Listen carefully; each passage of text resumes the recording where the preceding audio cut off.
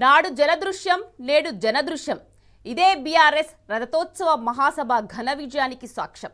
కేసీఆర్ అంటే తెలంగాణ ప్రజల గుండె చప్పుడని మరోసారి ఈ సభ చాటి చెప్పింది.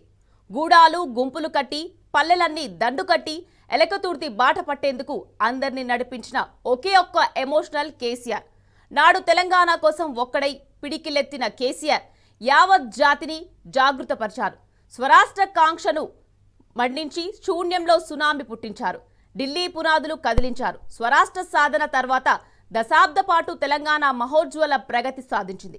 కానీ మార్పు పేరుతో మోసపూరిత హామీలతో గద్దెకెక్కిన రేవంత్ సర్కార్ తెలంగాణను ఏడాదిన్నరలో ఆగం చేసింది. అన్ని వర్గాల ప్రజలు ఆరిగోస పడుతున్న తరుణంలో బీఆర్ఎస్ రథోత్సవ సభ తెలంగాణకు ఆవశ్యకంగా మారింది. దగాపడిన తెలంగాణకు గులాబీ దళపతి మరోసారి అభయహస్తమిచ్చారు. పోరాటమన్నది కొత్త కాదు, ఈ యుద్ధం ఆపేది లేదని చాటి చెప్పారు.